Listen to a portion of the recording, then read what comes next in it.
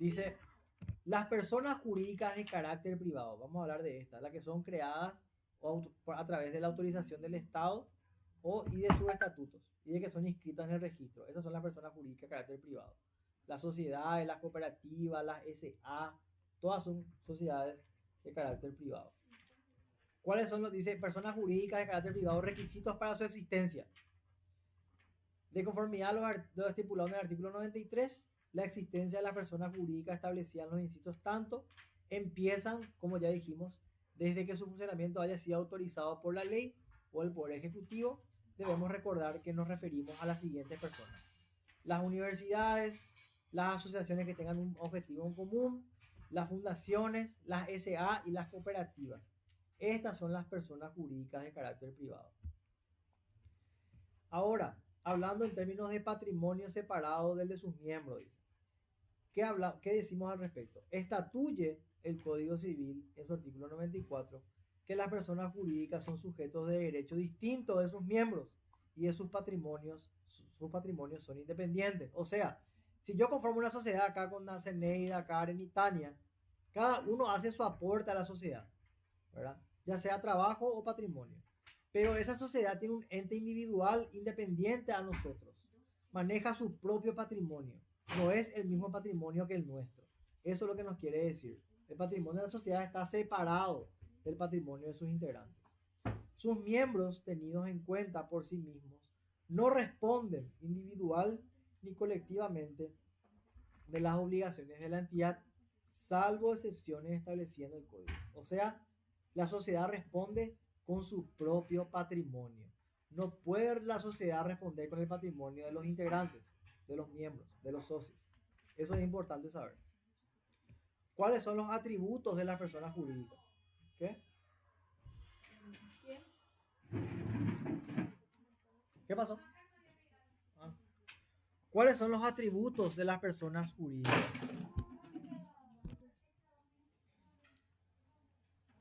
Las personas jurídicas poseen para los fines de su institución la misma capacidad de derecho que las personas físicas para adquirir bienes o contraer obligaciones por intermedio de los órganos establecidos en sus estatutos. Dentro de estos límites podrán ejercer acciones civiles y criminales y responder a las que entablen contra ellas. O sea, en un sentido jurídico, las personas jurídicas también se equiparan a las personas físicas. ¿Por qué? Porque pueden adquirir derechos y contraer obligaciones tal cual una persona física. Una persona jurídica puede contraer créditos, puede vender, puede comprar, todo eso puede hacer igual o equiparable a una persona física. Eso nomás nos dice al respecto. Ese es un atributo de la persona jurídica. En cuanto al nombre, que también es un atributo de la persona física, la persona jurídica también tiene derecho a un nombre que sirve también para identificarla y distinguirla de los demás. O sea, la persona jurídica tiene derecho a llamarse FENI S.A. de Seguros. Tiene que tener un distintivo. El nombre de las personas jurídicas tiene una alta connotación patrimonial, pudiendo ser concedido con los demás bienes que forman la persona jurídica. O sea, así como para las personas físicas el nombre es importante, también lo es para las personas jurídicas. En cuanto al domicilio, las personas jurídicas, salvo lo que se disponga en el acto constitutivo, tienen domicilio en el lugar de su sede. ¿Sí? O sea, si la cooperativa se constituyó sobre Denis Roa y Mariscal López, entonces ahí es la sede, el domicilio de esa persona jurídica. Salvo que lo digan, que en su acta de constitución disponga lo contrario. Pero por defecto, donde se constituye es su domicilio, el de la persona jurídica. Cuando hablamos de la capacidad de las personas jurídicas, también tienen capacidad de hecho y de derecho. Dice, conforme se coligue de la lectura y análisis del capítulo dedicado a las personas jurídicas, nuestro código le atribuye capacidad de derecho, conforme se ha expuesto más la capacidad de hecho deviene de sus órganos, esto es, los directivos y administradores, o como enseña Moreno Ruffinelli, la falta de aptitud de las personas jurídicas de obrar por sí mismas procede de una imposibilidad natural. O sea, La capacidad de derecho es dada por la ley, por el Poder Ejecutivo. Le hace sujeto de derecho, le da capacidad para tener derechos y contraer obligaciones. La capacidad de hecho es dada por las funciones que están descritas en los estatutos. La capacidad de hacer, de obrar, la establecen los estatutos de esa persona jurídica. Cuando están los órganos de administración, la tesorería, la auditoría, o sea, esa es la capacidad de obrar que está establecida más que nada en sus órganos, en sus estatutos, ¿verdad? Eso en cuanto a la diferenciación, Paloma. Los que tengo acá que ellos tienen capacidad de derecho, Sí. pero no tienen de hecho, no tienen solamente de Claro, derecho. la capacidad de hecho es natural, porque está establecida en los estatutos, ¿verdad? La ley, en todo caso, es la que le otorga a través del reconocimiento capacidad de derecho para contraer derechos y obligaciones. Pero la capacidad de hecho está establecida en sus estatutos, con las funciones de cada una de las áreas. Sí, mediante su administrador. Exacto, exacto. Eso tenemos que saber en cuanto a la capacidad. Y vamos a hablar ahora del principio de especialidad consagrado en nuestro código. Dice.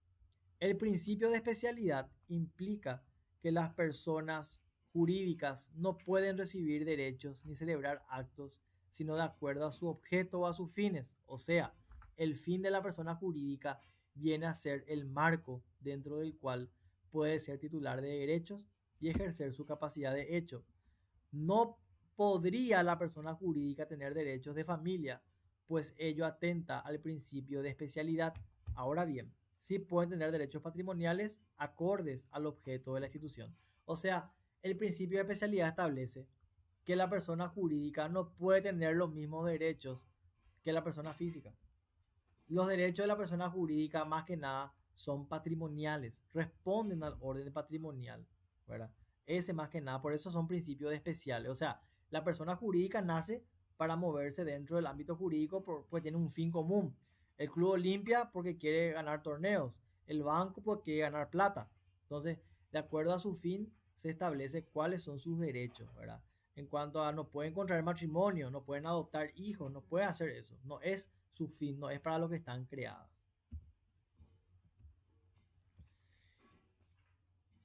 Y cuando hablamos de la responsabilidad de las personas jurídicas, dice, este acápite puede definirse como la aptitud de ser pasible de una sanción, y sanción es el comportamiento que se impone al infractor de un deber jurídico, pudiendo esta responsabilidad derivar del contrato o de un acto ilícito. O sea, si Fénix S.A. de Seguros emite pólizas y se compromete a responder en caso de siniestro y no lo hace, hay una responsabilidad que asume Fénix al incumplir su contrato.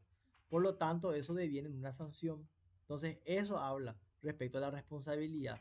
Si yo, una persona jurídica, como les digo, Fénix S.A. de Seguro, celebro un contrato con una prestadora de servicios o con un cliente y no cumplo mi contrato, estoy deviniendo en una posible sanción porque estoy incurriendo en un daño, que es la responsabilidad eventualmente que nace fruto del incumplimiento, ¿verdad? De esa obligación a la cual me sometí cuando celebré el contrato. Eh, Ahora, hablando de la responsabilidad contractual y extracontractual.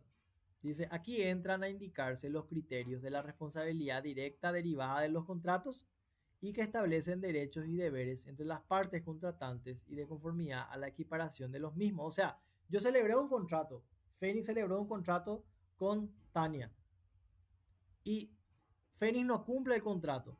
Entonces eso deviene en una responsabilidad contractual, porque hay un contrato de por medio, ¿verdad? Otro punto dice que analiza es la teoría de la responsabilidad objetiva, la vigente en los casos de la responsabilidad extracontractual o la que deviene de casos no derivados de un contrato o convenidos con la persona jurídica. O sea, yo trabajo dentro de Fénix S.A. de Seguros. O entra una persona ajena a Fénix S.A. de Seguros, entra un posible cliente y se le cae un cartel por la cabeza.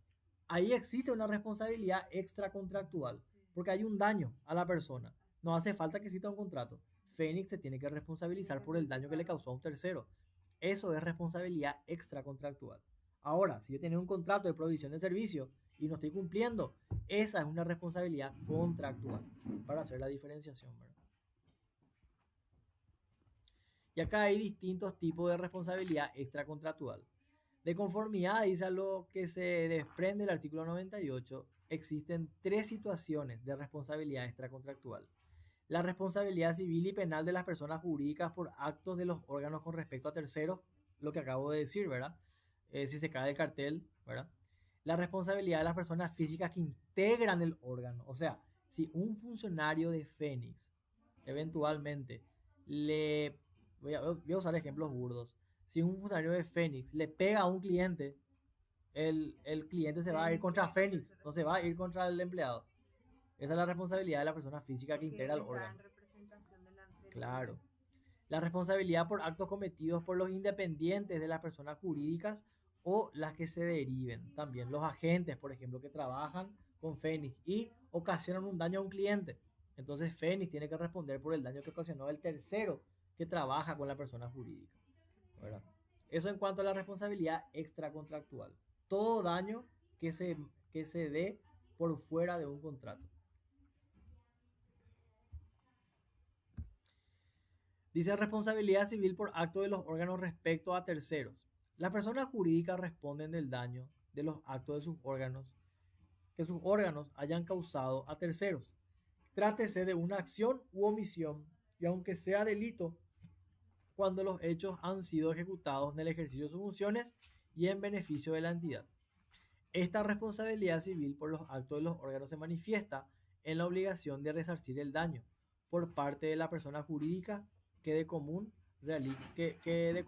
se realiza en dinero. O sea, si Fénix eventualmente le causa un daño a una persona, ¿verdad? O a una u otra persona jurídica o una persona física, de ese daño emerge una responsabilidad civil, ¿verdad?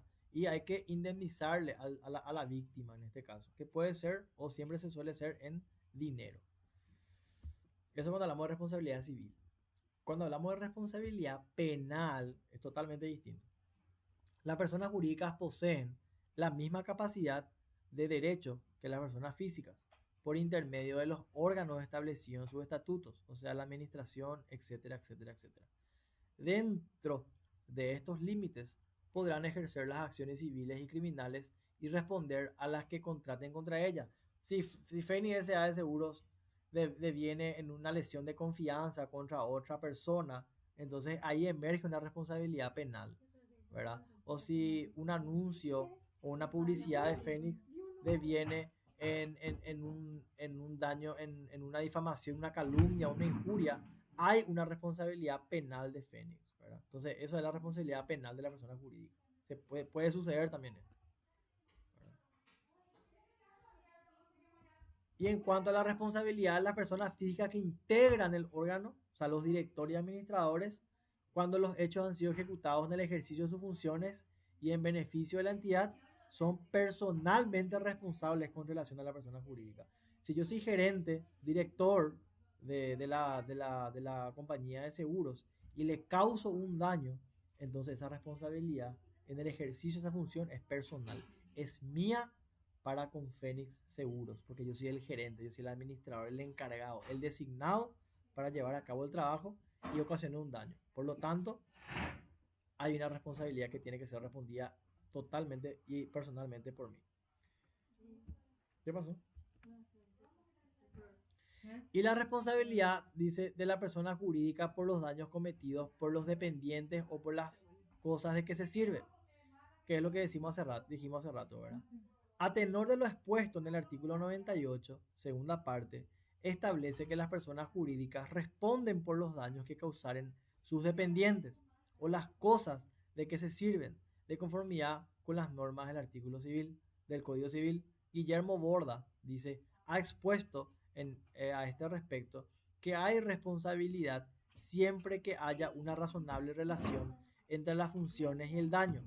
Por esto es común que en tribunales la jurisprudencia exija para imponer cargas a las personas jurídicas que los daños causados por sus dependientes hayan sido en el ejercicio de las funciones. O sea, si yo me voy a McDonald's y como una hamburguesa que está cruda y me da diarrea y me tengo que ir al hospital para que me atiendan, perdón por el ejemplo, ¿verdad? Entonces, o me da punga, en todo caso, entonces, ¿verdad? Entonces, McDonald's tiene que hacerse responsable, ¿verdad? Por los daños que me causó. porque fue las personas que integran, los dependientes de esa empresa, los que me dieron la hamburguesa cruda. No, ¿verdad? Entonces, eh, entonces por eso es que, Bueno, sí.